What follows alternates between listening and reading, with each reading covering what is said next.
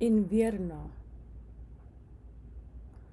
From the top of Westminster, our main strip, you could see the thinnest sliver of ocean cresting the horizon to the east. My father had been shown that sight. The management showed everyone. But as he drove us in from JFK, he didn't stop to point it out. The ocean might have made us feel better, considering what else there was to see. London Terrace itself was a mess. Half the buildings still needed their wiring, and in the evening light, these structures sprawled about like the ships of brick that had run aground. Mud followed gravel everywhere, and the grass, planted late in fall, poked out of the snow in dead tufts. Each building has its own laundry room, Papi explained. Mommy looked vaguely out of the snout of her Parker and nodded. That's wonderful, she said. I was watching the snow sift over itself, terrified, and my brother was cracking his knuckles. This was our first day in the States. The world was frozen solid. Our apartment seemed huge to us. Rafa and I had a room to ourselves, and the kitchen, with its refrigerator and stove, was about the size of our house on Sumner Wells. We didn't stop shivering until Papi set the apartment temperature to about 80. Beads of water gathered on the windows like bees, and we had to wipe the glass to see outside. Rafa and I were stylish in our new clothes, and we wanted out. But Papi told us to take off our boots and our parkers. He sat us down in front of the television, his arms lean and surprisingly hairy right up to the short-cut sleeves. He had just shown us how to flush the toilets, run the sinks, and start the shower. This isn't a slum, Papi began. I want you to treat everything around you with respect. I don't want you throwing any of our garbage on the floor or on the street. I don't want you going to the bathroom in the bushes. Rafa nudged me. In Santo Domingo, I'd pissed everywhere, and the first time Papi had seen me in action, whizzing on a street corner, on the night of his triumphant return, he had screamed, "What in carajo are you doing? Decent people live around here, and that's how we're going to live. You're Americans now." He had his Chivas Regal bottle on his knee. After waiting a few seconds to show that yes, I'd digested everything he'd said, I asked, "Can we go out now?" "Why don't you help me unpack?" Mommy suggested. Her hands were very still. Usually they were fussing with a piece of paper, a sleeve, or each other. "We'll just be out for a little while," I said. I got up and pulled on my boots. Had I known my father even a little, I might not have turned my back on him. But I didn't know him. He'd spent the last 5 years in the States working, and we'd spent the last 5 years in Santo Domingo, waiting. He grabbed my ear and wrenched me back onto the couch. He did not look happy. "You'll go out when I say you're ready." I looked over at Rafa, who sat quietly in front of the TV. Back on the island, the two of us had taken guaguas clear across the capital by ourselves. I looked up at Papi, his narrow face still unfamiliar. "Don't eye me," he said. Mommy stood up. "You kids might as well give me a hand." I didn't move. On the TV, the newscasters were making small, flat noises at each other. They were repeating one word over and over. Later, when I went to school, I would learn that the word they were saying was Vietnam. "Since we weren't allowed out of the house, it's too cold," Papi said once, but really there was no reason other than that. That's what he wanted. We mostly sat in front of the TV or stared out at the snow those first days. Mommy cleaned everything about 10 times and made us some damn elaborate lunches. We were all bored speechless. Pretty early on, Mommy decided that watching TV was beneficial. You could learn the language from it. She saw our young minds as bright, spiky sunflowers in need of light and arranged us as close to the TV as possible to maximize our exposure. We watched the news, sitcoms, cartoons, Tarzan, Flash Gordon, Johnny Quest, The Herculoids, Sesame Street. 8-9 hours of TV a day, but it was Sesame Street that gave us our best lessons. Each word my brother and I learned we passed between ourselves, repeating over and over, and when Mommy asked us to show her how to say it, we shook our heads and said, "Don't worry about it." "Just tell me," she said, and when we pronounced the words slowly, forming huge, lazy soap bubbles of sound, she never could duplicate them. Her lips seemed to tug apart even the simplest vowels. "That sounds horrible," I said. "What do you know about English?" she asked. At dinner, she'd try her English out on Papi, but he just poked out at his pernil, which was not my mother's best dish. "I can't understand a word you're saying," he said finally. "It's best if I take care of the English."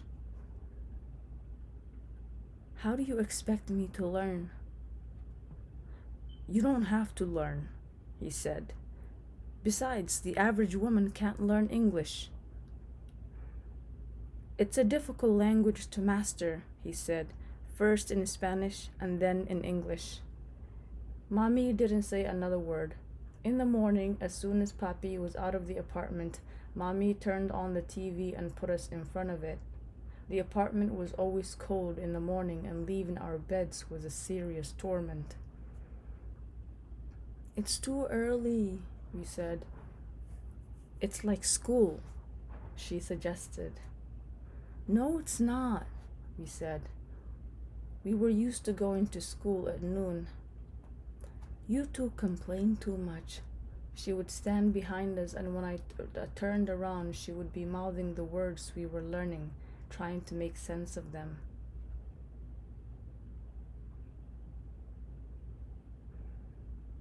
Even Papi's early morning noises were strange to me. I lay in bed listening to him stumbling around in the bathroom like he was drunk or something. I don't know what he did for Reynolds Aluminum, but he had a lot of uniforms in his closet, all filthy with machine oil. I had expected a different father, one about 7 feet tall with enough money to buy our entire barrio. But this one was average height with an average face. He'd come to our house in Santo Domingo in a busted up taxi, and the gifts he had brought us were all small things, toy guns and tops, that we were too old for, that we broke right away. Even though he hugged us and took us out to dinner on the Malacon, our first steaks ever, I didn't know what to make of him. A father is a hard thing to compass. Those first weeks in the States, Papi spent a great deal of his home time downstairs. Papi spent a great deal of his home time downstairs with his books or in front of the TV. He said little to us that wasn't disciplinary, which didn't surprise us. We'd seen other dads in action, understood that part of the drill. My brother, he just tried to keep from yelling, from knocking things over, but what he got on me about the most was my shoelaces.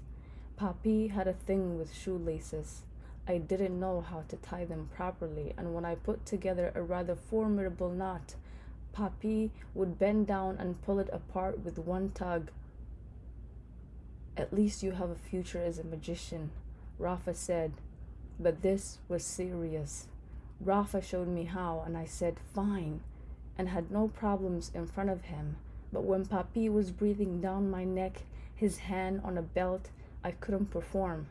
I looked at my father like my laces were live wires he wanted me to touch together.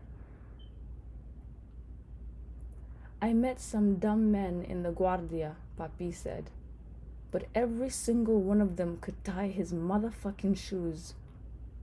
He looked over at Mami. Why can't he? These were not the sort of questions that had answers. She looked down, studied the veins that threaded the backs of her hands. For a second, Papi's watery turtle eyes met mine. Don't you look at me, he said. Even on days I managed a halfway decent retard knot, as Rafa called them, Papi still had my hair to go on about. While Rafa's hair was straight and glided through a comb like a Caribbean grandparent's dream, my hair still had enough of the African to condemn me to endless combings and out-of-this-world haircuts. My mother cut our hair every month, but this time when she put me in a chair, my father told her not to bother. Only one thing will take care of that, he said. You, go get dressed. Rafa followed me into my bedroom and watched while I buttoned my shirt. His mouth was tight. I started to feel anxious. What's your problem? I said. Nothing. Then stop watching me. When I got to my shoes, he tied them for me. At the door, my father looked down and said, You're getting better. I knew where the van was parked, but I went the other way just to catch a glimpse of the neighborhood. Papi didn't notice my defection until I had rounded the corner, and when he growled my name, I hurried back, but I had already seen the fields and the children on the snow. I sat in the front seat. He popped a tape of Johnny Ventura into the player and took us out smoothly to Route 9. The snow lay in dirty piles on the side of the road. There can't be anything worse than old snow, he said. It's nice while it falls, but once it gets to the ground, it turns to shit. Are there accidents like with rain? Not with me driving. The cattails on the banks of the Raritan were stiff and the color of sand, and when we crossed the river, Papi said, I work in the next town. We were in Perth, Amboy for the services of a real talent, a Puerto Rican barber named Rubio, who knew just what to do with the pelo malo. He put 2 or 3 creams on my head and had me sit with the foam a while. After his wife rinsed me off, he studied my head in the mirror, tugged at my hair, rubbed an oil into it, and finally sighed. It's better to shave it all off, Papi said. I have some other things that might work. Papi looked at his watch. Shave it. All right, Rubio said. I watched the clippers plow through my hair, watched my scalp appear tender and defenseless. One of the old men in the waiting area snorted and held his paper higher. I was sick to my stomach. I didn't want him to shave it, but what could I have said to my father? I didn't have the words. When Rubio was finished, he massaged talcum powder on my neck. Now you look guapo, he said, less than convinced. He handed me a stick of gum, which my brother would steal as soon as I got home. Well, Papi asked. You cut too much, I said truthfully. It's better like this, he said, paying the barber. As soon as we were outside, the cold clamped down on my head like a slab of wet dirt.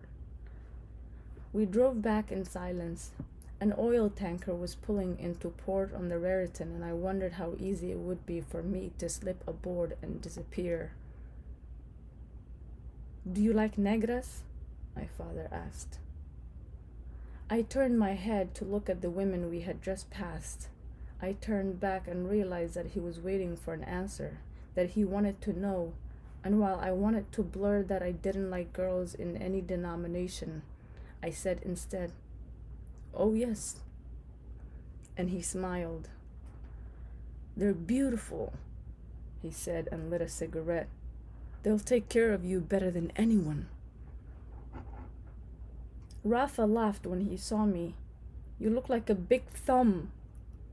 "Dios mío," Mommy said, turning me around.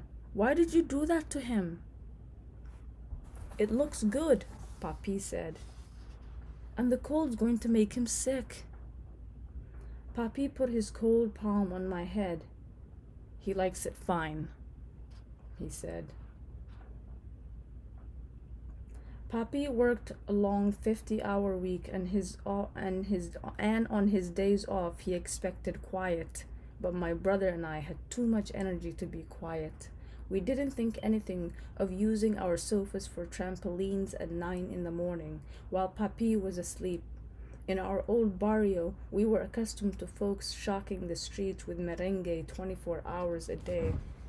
Our upstairs neighbors, who themselves fought like trolls over everything, would stomp down on us. "Will you two please shut up?"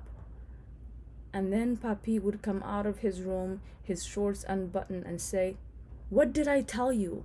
How many times have I told you to keep it quiet?"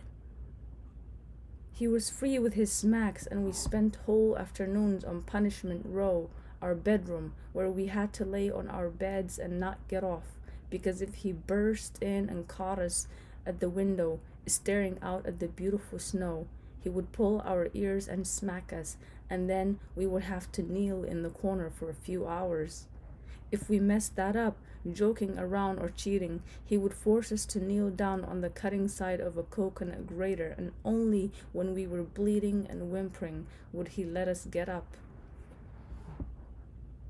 "Now you'll be quiet," he'd say, satisfied, and we'd lay in bed, our knees burning with iodine, and wait for him to go to work so we could put our hands against the cold glass. We watched the neighborhood children building snowmen and igloos, having snowball fights.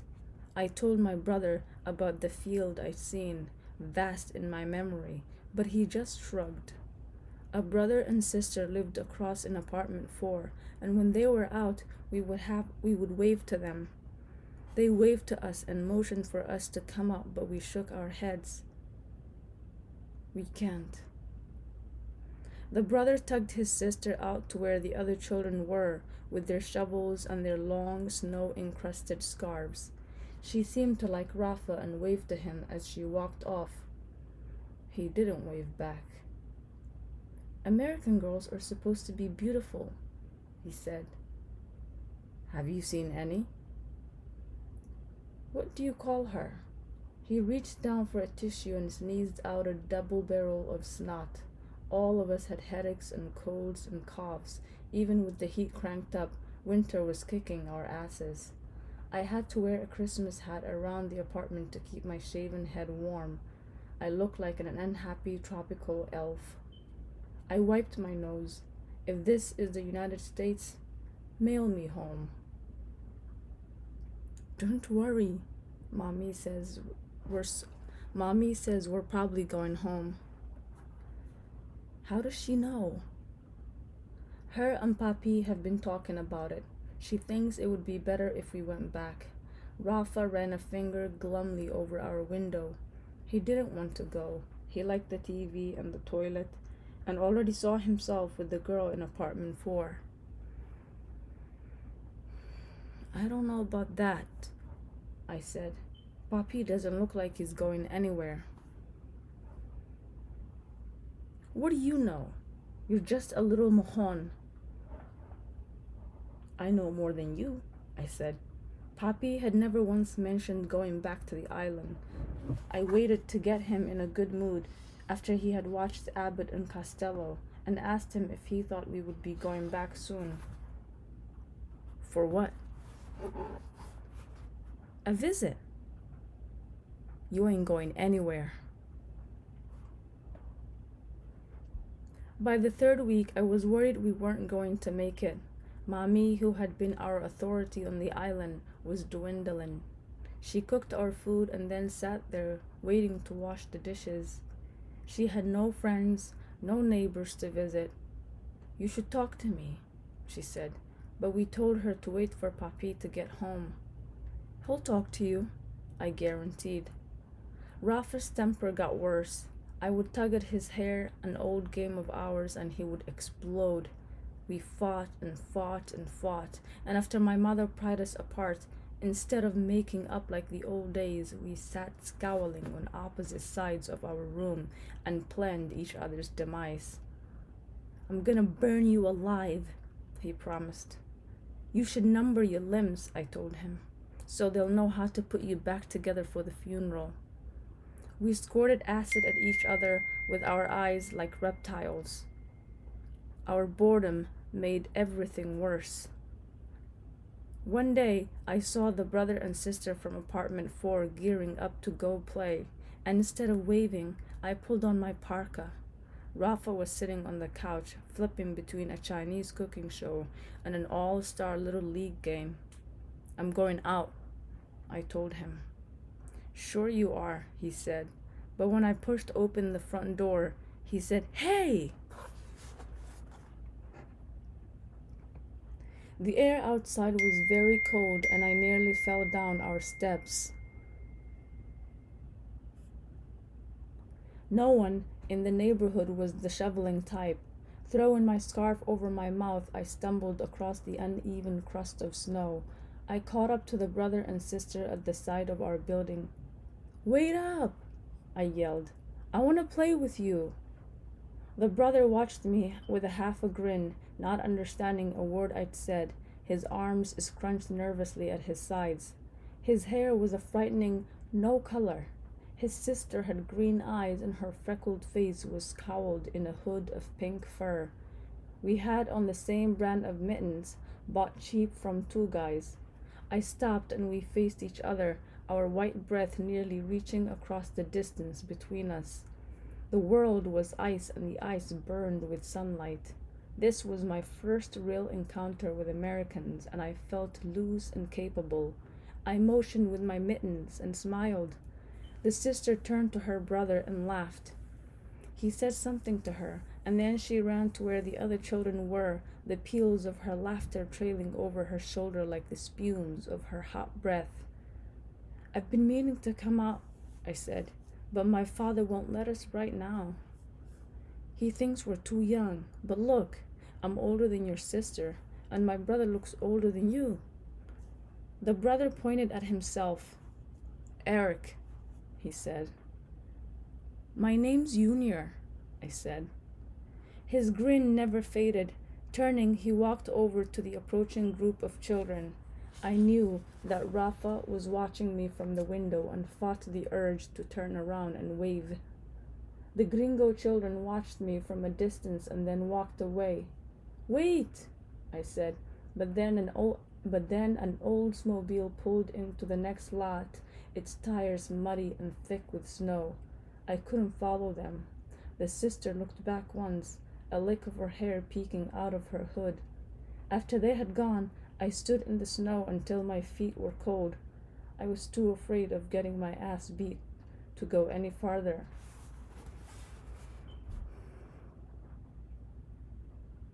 Rafa was sprawled in front of the TV. Hijo de la gran puta, I said, sitting down. You look frozen.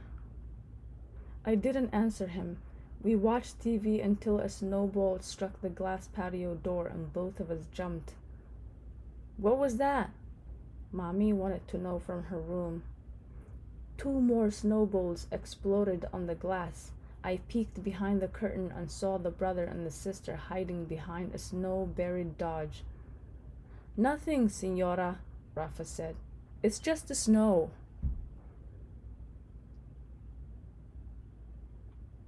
What, is it learning how to dance out there?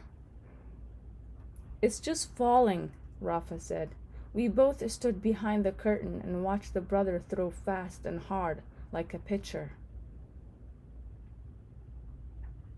Each day the trucks would roll into our neighborhood with the garbage. The landfill stood 2 miles out. but the mechanics of the winter air conducted its sound and odors to us undiluted. When we opened a window, we could hear and smell the bulldozers spreading the garbage out in thick, putrid layers across the top of the landfill. We could see the gulls attending the mound, thousands of them, wheeling. "Do you think kids play out there?" I asked Rafa. We were standing on the porch, brave at any moment Papi could pull into the parking lot and see us. "Of course they do, wouldn't you?" I licked my lips. They must find a lot of stuff out there. "Plenty," Rafa said. That night I dreamed of home that we'd never left. I woke up, my throat aching, hot with fever. I washed my face in the sink, then sat next to our window, my brother asleep, and watched the pebbles of ice falling and freezing into a shell over the cars and the snow and the pavement. Learning to sleep in new places was an ability you were supposed to lose as you grew older, but I never had it. The building was only now settling into itself. The tight magic of the just hammered in nail was finally relaxing. I heard someone walking around in the living room, and when I went out, I found my mother standing in front of the patio door. "You can't sleep?" she asked, her face smooth and perfect in the glare of the halogens. I shook my head. "We've always been alike that way," she said. "That won't make your life any easier." I put my arms around her waist. That morning alone, we'd seen 3 moving trucks from our patio door. "I'm going to pray for Dominicans," she had said, her face against the glass, but what we would end up getting were Puerto Ricans. She must have put me to bed because the next day I woke up next to Rafa. He was snoring. Papi was in the next room snoring as well, and something inside of me told me that I wasn't a quiet sleeper. At the end of the month, the bulldozers capped the landfill with a head of soft, blonde dirt, and the evicted gulls flocked over the development, shitting and fussing, until the first of the new garbage was brought in.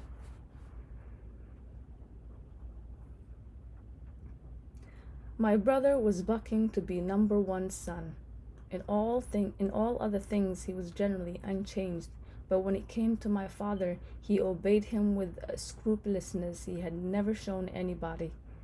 My brother was usually an animal, but in my father's house he had turned into some kind of muchacho bueno.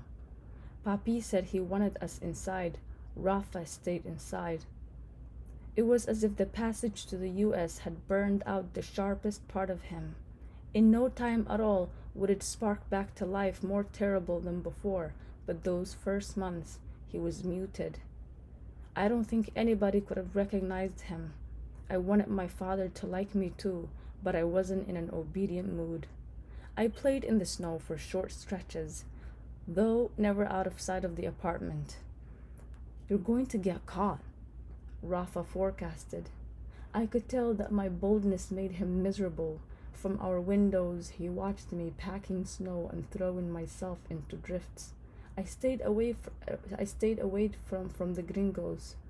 When I saw the brother and sister from apartment 4, I stopped farting around and watched for a sneak attack. Eric waved and his sister waved. I didn't wave back. Once he came over and showed me the baseball he must have just gotten. "Roberto Clemente," he said, but I went on with building my fort. His sister grew flushed and said something loud, and then Eric moved off. One day, the sister was out by herself, and I followed her to the field. Huge concrete pipes sprawled here and there on the snow. She ducked into one of those, and I followed her, crawling on my knees. She sat in the pipe cross-legged and grinning. She took her hands out of her mittens and rubbed them together. We were out of the wind, and I followed her example. She poked a finger at me. "Junior," I said. "Elaine," she said. We sat there for a while, my head aching with my desire to communicate, and she kept blowing on her hands. Then she heard her brother calling and she scrambled out of the pipe. I stepped out too. She was standing next to her brother. When he saw me, he yelled something and threw a snowball in my direction. I threw one back. In less than a year, they would be gone. All the white people would be.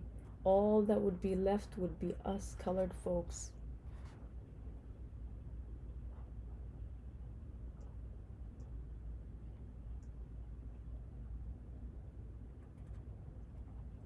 At night, Mommy and Papi talked. He sat on his side of the table and she leaned close, asking him, "Do you ever plan on taking these children out? You can't keep them sealed up like this. They'll be going to school soon," he said, sucking on his pipe. "And as soon as winter lets up, I want to show you the ocean. You can see it around here, but it's better to see it up close." "How much longer does winter last?" "Not long," he promised. "You'll see. In a few months, none of you will remember this, and by then, I won't have to work too much. We'll be able to travel in spring and see everything." "I hope so," Mommy said. My mother was not a woman easily cowed, but in the States she let my father roll over her. If he said he had to be at work for 2 days straight, she said, "Okay," and cooked enough moro to last him. She was depressed and sad and missed her father and her friends, our neighbors. Everyone had warned her that the U.S. was a difficult place where even the devil got his ass beat. But no one had told her that she would have to spend the rest of her natural life snowbound with her children. She wrote letter after letter home, begging her sisters to come as soon as possible. This neighborhood is empty and friendless. And she begged my father to bring his friends over. She wanted to talk about unimportant matters, to speak to someone who wasn't her child or her spouse. "None of you are ready for guests," Papi said. "Look at this house. Look at your children. Me da vergüenza to see them slouching around like that. You can't complain about this apartment. All I do is clean it. What about your sons?" My mother looked over at me and then at Rafa. I put one shoe over the other. After that, she had Rafa keep after me about my shoelaces. When we heard our father's van arriving in the parking lot, Mommy called us over for a quick inspection. Hair, teeth, hands, feet. If anything was wrong, she'd hide us in the bathroom until it was fixed. Her dinners grew elaborate. She even changed the TV for Papi without calling him a Zangano. "Okay," he said finally. "Maybe it can work." "It doesn't have to be anything big," Mommy said. 2 Fridays in a row, he brought a friend over for dinner, and Mommy put on her best polyester jumpsuit and got us spiffy in our red pants, thick white belts, and an amaranth blue chama shirts. Seeing her asthmatic with excitement made us hopeful too that our world was about to change for the better. But these were awkward dinners. The men were bachelors and divided their time between talking to Papi and I in Mommy's ass. Papi seemed to enjoy their company, but Mommy spent her time on her feet, hustling food to the table, opening beers, and changing the channel. She started out each night natural and unreserved, with a face that scowled as easily as it grinned. But as the men loosened their belts and aired out their toes and talked their talk, she withdrew. Her expression narrowed until all that remained was a tight, guarded smile that seemed to drift across the room the way a shadow drifts slowly across a wall. We kids were ignored for the most part, except once, when the first man, Miguel, asked, "Can you two box as well as your father?" "They're fine fighters," Papi said. "Your father is very fast, has good hand speed. Miguel leaned in. I saw him finish this one gringo, beat him until he was squealing. Miguel had brought a bottle of Bermuda's rum. He and my father were drunk. "It's time you go to your room," Mommy said, touching my shoulder. "Why?" I asked. "All we do is sit there."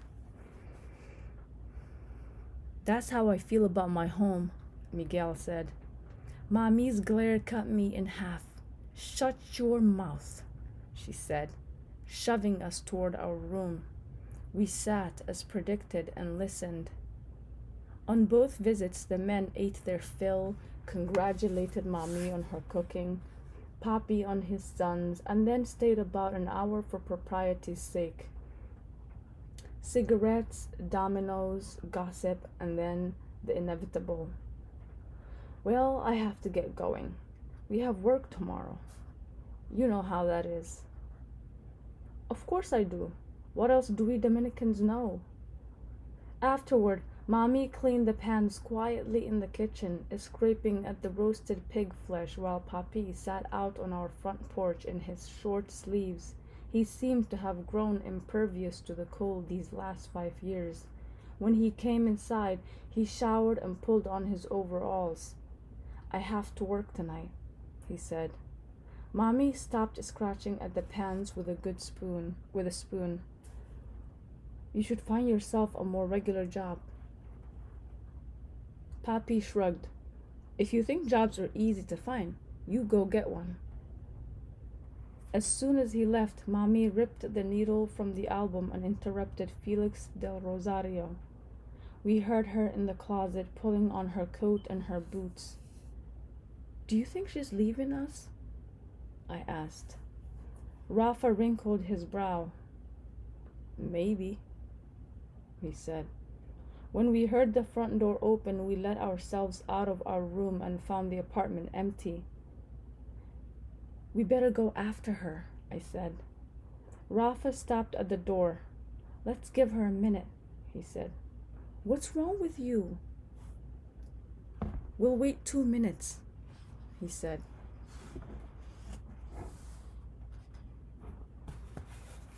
"1," I said loudly. He pressed his face against the glass patio door. We were about to hit the door when she returned, panting, an envelope of cold around her. "Where did you go?" I asked. "I went for a walk." She dropped her coat at the door. Her face was red from the cold, and she was breathing deeply as if she'd sprinted the last 30 steps. "Where?" "Just around the corner." "Why the hell did you do that?" She started to cry, and when Rafa put his hand on her waist, she slapped it away. We went back to our room. "I think she's losing it," I said. "She's just lonely," Rafa said. The night before the snowstorm, I heard the wind at our window. I woke up the next morning, freezing. Mommy was fiddling with the thermostat. We could hear the gurgle of water in the pipes, but the apartment didn't get much warmer. "Just go play," Mommy said. "That'll keep your mind off it." "Is it broken?" "I don't know." She looked at the knob dubiously. "Maybe it's slow this morning." None of the gringos were outside playing. We sat by the window and waited for them. In the afternoon, my father called from work. I could hear the forklift when I answered. "Rafa?"